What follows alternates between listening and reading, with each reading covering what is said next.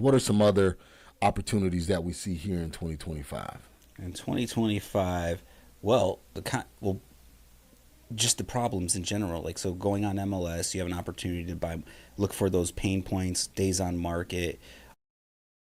That's one thing. People still, old adage, death, drugs, divorce, debt, like that's all still there, right? So those problems are still there, and we're still marketing to them, and we're still finding them. So you'll always be able to pick up that type of opportunity. Yeah. Might be a little bit harder, yes, maybe some competition, but that means you just got to get better and build your skills by getting the education and meeting the right people to get that stuff. And then speaking of skills, right, it's knowing creative ways to contract these deals, right, with seller carrybacks, seller financing, things like that. So you got to build up those tools in that toolbox, right? Because what do you always say? Cash works until it doesn't. Right. And sometimes right now it's just not working. So you got to be able to solve those pain points for those sellers with creative options. Yep. And even exit strategies, right?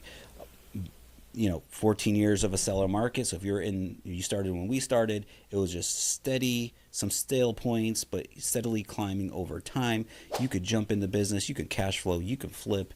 And it's not like that as much. You still can today, but it was just so accessible, and affordable, right? So you can afford to make a mistake, right? Because making a $100,000 mistake or $150,000 mistake on a purchase is a lot different than a $450,000 to a $500,000 mistake. Yeah, because on a purchase. That's what you're in Chicago. I was doing stuff in Cleveland. It's like, you're buying.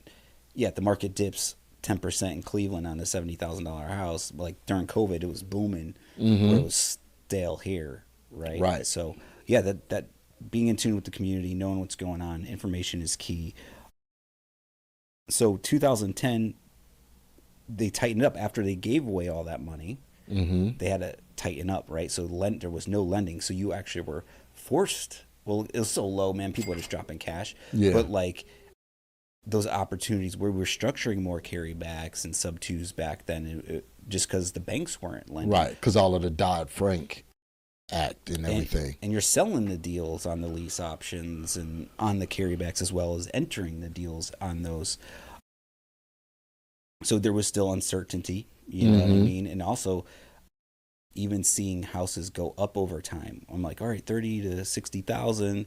Then, you're buying all these properties cheap, and then all of a sudden it's like 100,000, 125. You're like, you're crazy. So I still look at some houses today and I'm like, that's a $40,000 house. Right. It messes with your head, man. Because I remember, right, when the $100 a square foot was like the tipping point.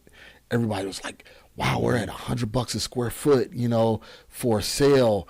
And it's like, that's crazy. Now, we're at $330 a square foot, $400 a square foot, Even with the rentals, I remember the market updates back then, Alan would be like, it was edging up on $1 rental per square foot. And he's like, if we break $1, I'm shutting this place down. I don't know what to say, jokingly. And we're at $1.39, $1.49.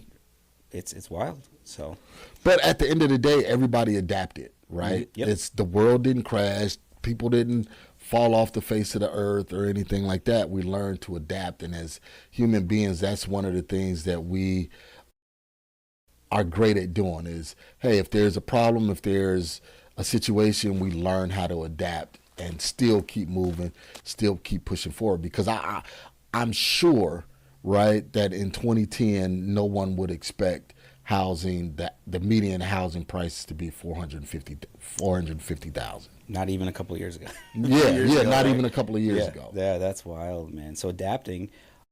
So back then, you could buy and hold, you could fix and flip, you could do all the creative stuff, all the fun stuff. You could get hard money. Oh, we even say hard money at that time.